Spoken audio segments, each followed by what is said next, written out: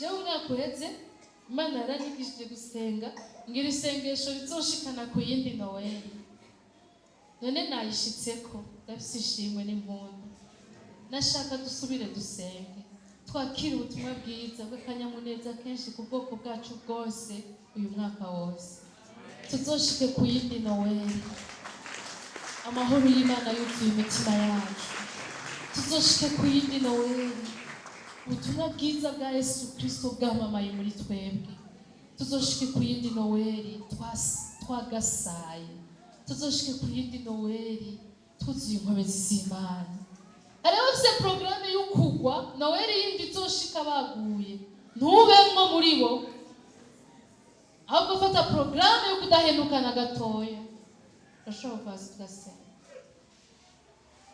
Sinzi ico uri kurakira ariko kuko umwanya tuzobandanya gusenga ejo, ariko ubu dusenga dushimira Imana twakira ibyo nyene.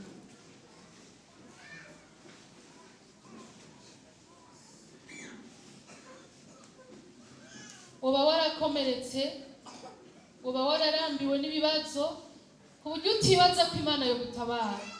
Ndaguhumurije, ijambo ryo rirambwira mwoye kwibuka ibya mbere, kuko ngira ngo ari ikintu gishaje. Mbega ntimuzokibona? Ubibwira uti fini termine, ndakira ibihe bishasha, ibyo biraheze.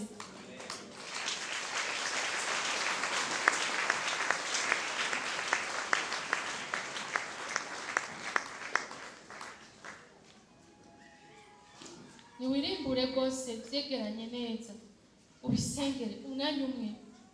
Ushobora gusenga n'ijambo rimwe gusa, ariko rivuye ku mutima, rikomeye, riri mu kwizera Yesu atabara kandi ahambaye.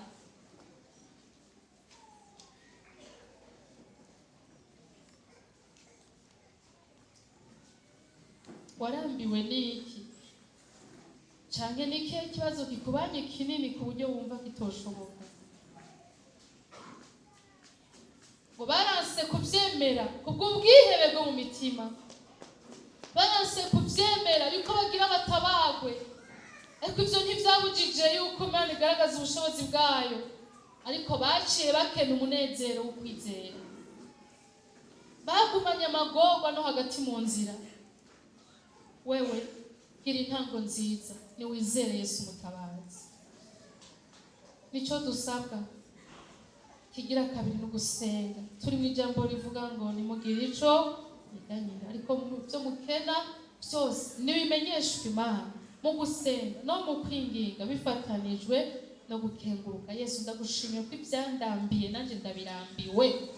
Ijambo ryo rirambwira ngo isi ya mbere ikibambwe nanje ndayibera ikibambwe kubw'umwami wanje Yesu. Rero ibyarinze bimbere biryanye nanje ndabiriye. Ibyatubereye ibiduhahaza natwe turabihahaje, kandi mu buryo havuyemo ibyo kurya, havuyemo ibisosa, munyenkomezi havuyemo ibyo kurya. Ndaciye ko muri ibyo inkomezi zawe zihagaragariye. Abera bawe dufatanije hano, amaganya yabo bose mwami tuyafatanije hamwe kugira ngo uyu munsi gutabara kwawe kwamamare. Ndasengeye umuntu yaragowe n'intege nke z'ivyaha. Ababesha ntibongere kubesha, abiba ntibongere kwiba, abasambana ntibongere gusambana, ababikora mu vyiyumviro, ababikora mu majambo, ababikora mu bikorwa nibiranduke mu nzu y'Imana mw'izina rya Yesu. Wa musuma amaboko yiwavunika. Kandi uyu munsi ndatangaje inkuru nziza y'umwidegemvye mw'izina rya Yesu. Yesu rumwizigirwa, ubushakanyi, ibiteye isoni, amabi byasasiwe indava, ndayisasuye. Ndavuze ngo teka ruganda dayimoni.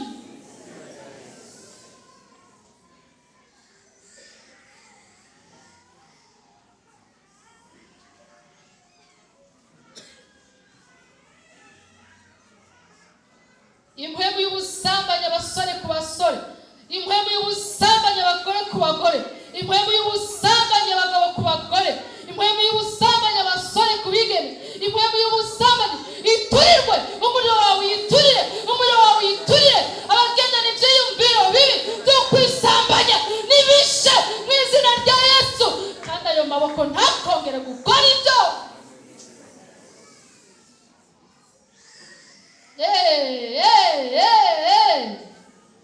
Ukabisubira, ayo maboko icyo azokora ko cyose kizovumwa, ifaranga ukoze ko rizokwiyaka.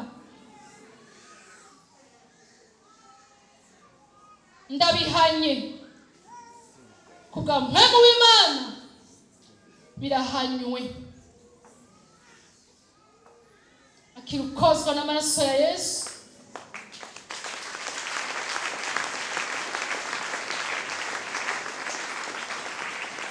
Mbega byoshoboka ko abantu biba, bakica, bakabesha, bakarenganya, bagakora ibibi, bakongera bakaza gushengerera Imana? Niko Bibiliya ibaza. Mbega byoshoboka ko Imana ifatanya nawe? Mbega byoshoboka ko umuntu arya imfubyi akarya umupfakazi? Mbega byoshoboka ko abantu bigira mu minezero yabo bagatekereza icyubahiro cy'Imana hanyuma bakagaruka mu ikoraniro ryayo? Bibiliya iravuga ngo ndabirambiwe.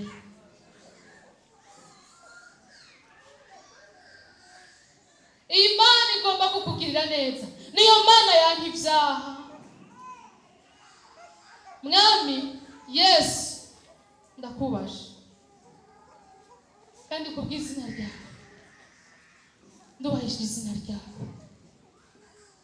Inzu yawe si idandarizo ry'abadayimoni, inzu yawe ni yawe,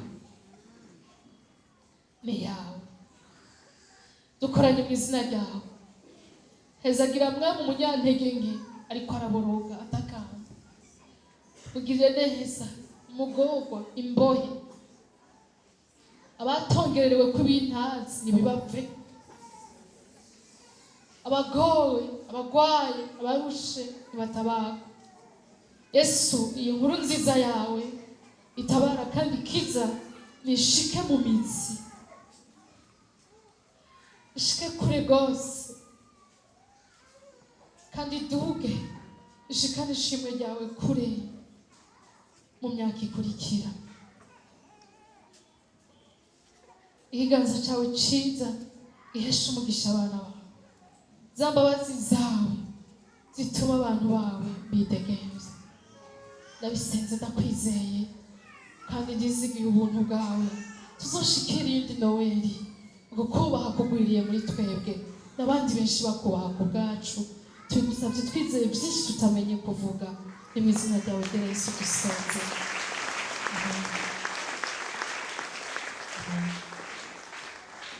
Muze kugira umunsi mukuru mwiza, mugumemo.